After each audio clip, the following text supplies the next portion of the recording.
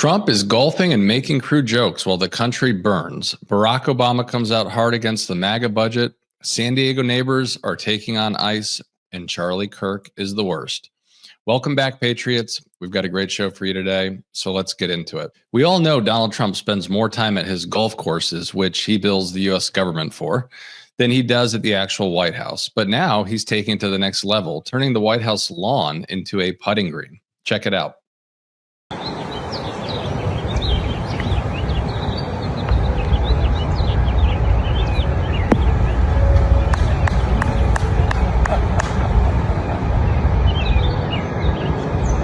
In the grand scheme of awful things Trump has done to the White House, the putting green is actually pretty tame. The new presidential portrait was unveiled yesterday, and it's a portrait. Just take a look.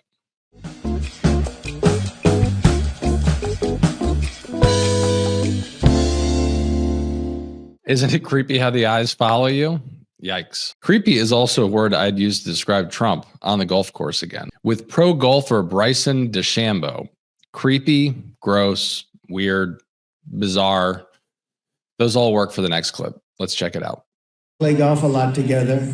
It's not a very pleasant experience for me because I always consider myself a reasonably long hitter, and then I play with him and I go home and I say, my wife said, "Are you as long as Bryson?" I said, "Yeah, sort of. Pretty close. It's not close." See? Well, that was fucking gross, right? And as is the case with most of what comes out of Trump's mouth, a total lie. Because we all know what Melania says to him when he comes back from the golf course. Absolutely nothing. All right, let's get off the fairway and into the rest of the show. AOC doesn't golf. She's too busy, doing her job. And damn, does she do her job well for the people of New York City. Let's watch AOC decimate DOGE and Elon Musk in a congressional hearing this week. DOGE did not exist 2 years ago. 19-year-olds were not raiding the Treasury 2 years ago. People who have no idea with medical background have not been hauling in and creating kangaroo courts for scientists to dismiss them 2 years ago. That started happening now. Elon Musk is not a scientist. He is not an engineer. He is a billionaire con man with a lot of money. He does not have this kind of good background. And in fact, while there's some disruption over that, I sincerely ask you all to examine what expertise he has in approving medical devices, in biomedical engineering devices. And if you all think that he is an expert in that, I've got a bridge to nowhere to sell you. These are people's lives that are on the line, and we cannot laugh them away. Genuinely, please, I am asking you to please support this amendment for the people who have medical devices stuck in their body. Thank you, and I yield back. Hell yes. You can always count on AOC to deliver truth to power and call out the billionaire con artists who are trying to run this country literally into the ground.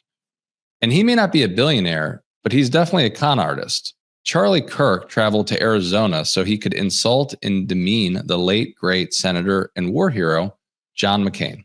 Let's take a look.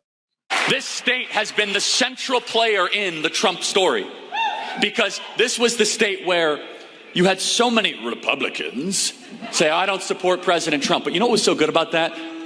Is we found out they weren't actually Republicans all along.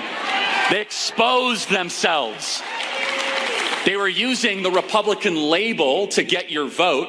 They were using the Republican name to get your support, but they weren't actually going to D.C. to go fight for your values. Jeff Flake, John McCain. God, even 30 seconds of that guy is too much for me. Now, while Charlie Kirk pisses on John McCain's grave, Republicans continue to tie themselves into knots defending this so-called big, beautiful budget that the House jammed through by a single vote. But the more we learn about this bill, the worse it is. Former President Barack Obama weighed in on the budget yesterday. Specifically, Republicans have snuck a provision into the bill that would devastate the Affordable Care Act and potentially throw millions of Americans literally off their health care. Let's see what President Obama said.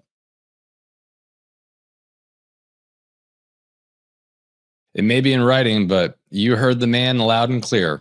Call your senator and tell them this budget is inhumane, un-American, and a giveaway to the billionaire class. And now that we took a look at that tweet from President Obama, let's take a look at a tweet that just came out from Elon Musk.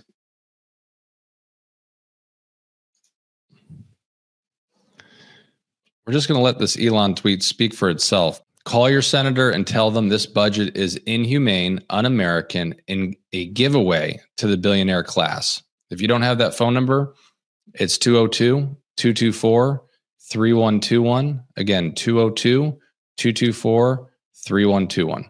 And that's precisely what Senator Chris Murphy is doing as well. And he's taking his message all over the country, including to deep red states and districts that Trump won overwhelmingly. Let's watch Senator Murphy talk about why he's taking this fight national.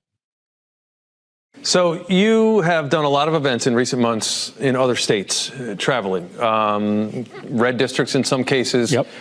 What has been your response, and why are you doing it? Are you running for president? Why are you doing it? I'm not running for president. I'm doing it because the only way to protect Connecticut is for us to stand up a national mobilization against Trump's corruption, against his destruction of democracy, against these awful Medicaid cuts.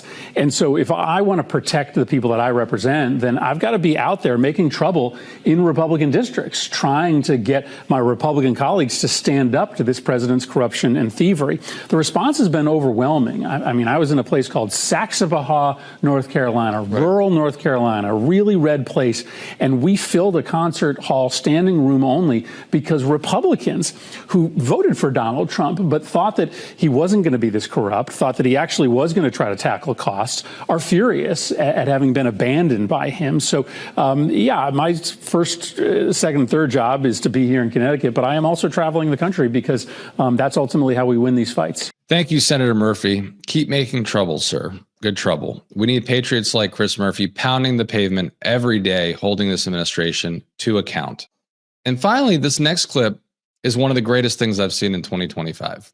ICE came into a San Diego neighborhood, decked out in combat gear and automatic rifles, and they got moved the fuck out by a group of pissed off neighbors chanting shame. Folks, this is the participation in democracy at its finest, and I want to see a lot more of this.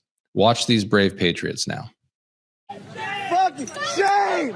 Shame! Shame! Shame! Shame! Shame! Shame! Shame! Back up! Yeah, back up! Back up! Shame! Shame! Shame! Shame! Shame! Shame! Shame! Shame! Shame! Shame! Shame! Big shame! Shame! Shame! Shame! Shame! Shame! Shame! Shame! Shame! Shame! Shame! Shame! Back up! Yeah, back up!